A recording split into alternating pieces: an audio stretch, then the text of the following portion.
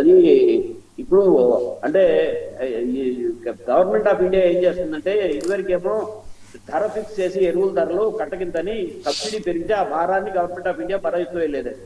ఇప్పుడు ఏం చేసిందంటే యూరియా డిఏపి తప్ప మిగతా కాంప్లెక్స్ ఎరువులు సబ్సిడీ ఫిక్స్ చేసేసి సబ్సిడీ భారం పెరిగితే ప్రైవేట్ కంపెనీలని వాళ్ళ ధర పెంచుకోమంది. దాని మూలంగా కాంప్లెక్స్ ఎరువుల ధరలు పెరుగుతున్నాయి. సో ఈ పెరుగుతున్నప్పుడు దీన్ని వాడకం తగ్గించిందంటే ఆహార ధాన్యాల ఉత్పత్తి పడిపోతుంది. శ్రీలంకలో వచ్చిన సంక్షోభం మొత్తం కూడా పూర్తిగా శ్రీలంక సంక్షోభానికి ఆహార ధాన్యాలదే తిండి కింద లేని సంక్షోభమే ముందు. ఇక్కడ కూడా అదే రకంగా కానీ సరిపడా రైతు ఏమన్నా యూరియా కొనుక్కెళ్ళి ఊరినే పాలల్లో వేసుకుని హార్లిక్స్లో వేసుకుని తాగుతాడండి? సో కెమికల్ ఫెర్టిలైజర్ అనేది వ్యవసాయానికి తప్ప రైతు దేనికి వాడడు. ఎవరైనా కంపెనీలు వాడుతుంటే వాటి మీద యాక్షన్ తీసుకోండి. ప్రభుత్వం రైతులకు రేషన్ కార్డులు ఇచ్చి రేషన్ కార్డు మీద సప్లై చేస్తాము, ఇవన్నీ ఉత్పత్తులు పడిపోయే పరిస్థితి. ఎస్కేపిజంలో ఊరికినే ప్రభుత్వం సబ్సిడీ తప్పించుకునే మార్గాన్ని చేస్తుంది. దీని మూలంగా అత్యంత ప్రమాదకరమైన పరిస్థితి రాబోతుందండి. సార్, రైతులు ఈ సంక్షోభం నుంచి గట్టెక్కాలంటే ఏంటి సొల్యూషన్, ఏంటి పరిష్కారాలు? సార్ ఇది యాక్చువల్ గా రైతు చాలా కష్టపడుతున్నాడు, మంచి క్వాలిటీ పంట పండిస్తున్నాడు. సో మంచి పంట పండిస్తున్నాడు.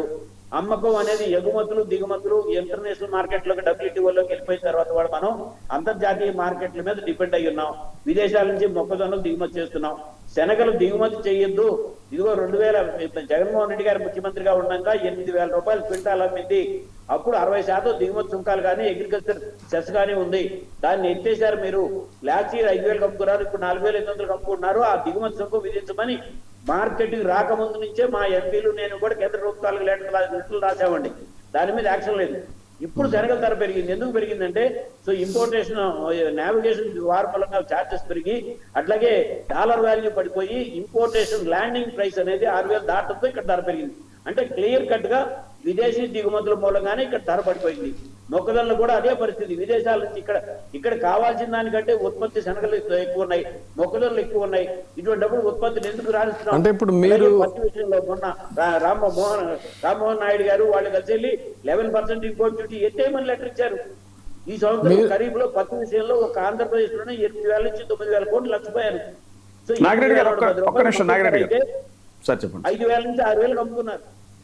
ఇప్పుడు నాగిరెడ్డి గారు చెప్తున్నట్టుగా మరి ఈ రైతు సమస్యల పరిష్కారం గనక సరి అయినటువంటి రీతిలో సాగనట్లయితే, ఈ సంక్షోభం నుంచి గట్టెక్కనట్లయితే, మరి మీరు చెప్తున్నట్టుగా ఆర్థిక సంక్షోభం శ్రీలంకలో లాగా ఆర్థిక సంక్షోభం ఒకవేళ వచ్చేటువంటి అవకాశం ఉందంటారా? మీరు ఇందాక అన్నారా మాట. సార్ యాక్చువల్ గా ముందు ఇమీడియట్ గా ఆర్థిక సంక్షోభం వస్తుందండి. గ్రామీణ ప్రాంతాల్లో రైతు కుటుంబాల్లో ఆర్థిక సంక్షోభం ఫస్ట్ వస్తుంది.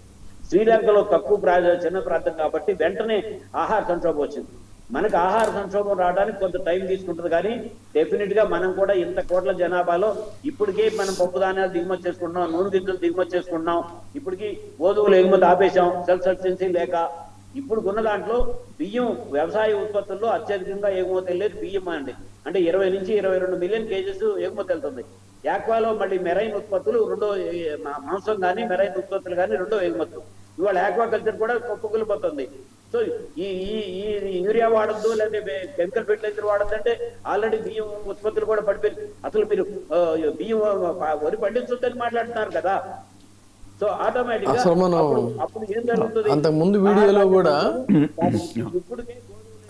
వీడియోలో కూడా చర్చించామండి. అసలు మామూలుగానే యూరియాతో ఆ సీజన్లో రకరకాల కష్టాలైతే మనం అత్యధికంగా దిగుబడి చేసుకునేటువంటిది ఇరాన్ నుంచి.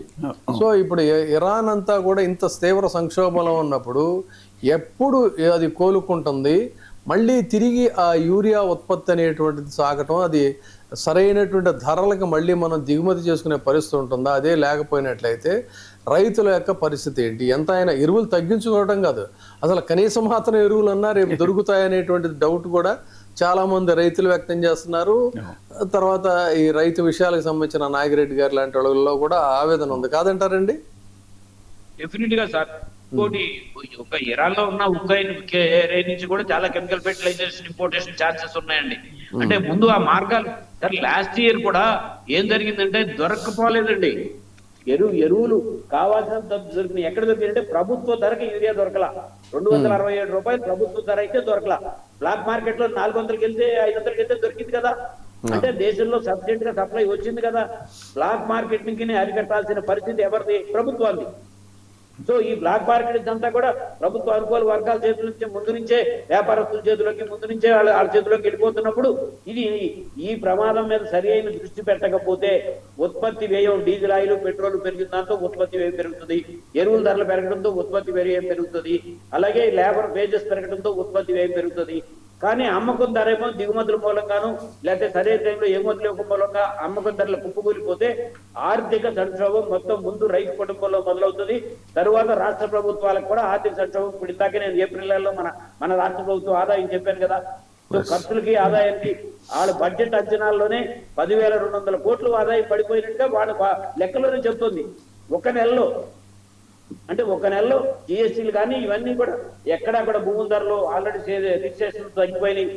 ఇవన్నీ ఇంపాక్ట్ పడిపోయి ఆటోమేటిక్ గా ఈ సంవత్సరం ఇదే పరిస్థితిలో ఉంటే వచ్చే సంవత్సరం పొగాకు మేము క్రాప్ హాలిడే ఇస్తామంటున్నారు.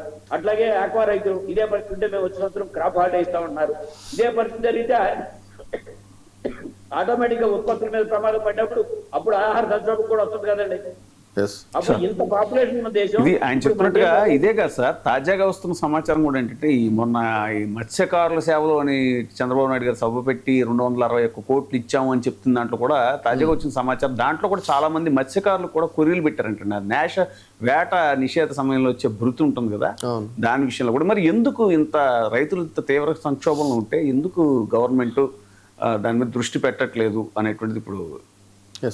ఇది కూడా ఇప్పుడు ఎలా అంటే ప్రతి దానికి ఏదో ఒక ఇదిగో ఇది కారణం అది కారణం అని చెప్పని సాకులు చూపించడమే తప్ప సమస్యలకు పరిష్కారం సశాస్త్రీయంగా ఆలోచించే పరిస్థితి లేదు. ఎందుకు మొన్న ఆయన పర్యటనలో కూడా వాళ్ళ ముందే సాక్షాత్తు అనేకమైనటువంటి మత్స్యకారులకు సంబంధించిన ఆక్వా రంగానికి సంబంధించి ఏది కూడా సరిగ్గా నిజం చెప్పలేదు అనేది కూడా మనం డిస్కస్ చేసాం.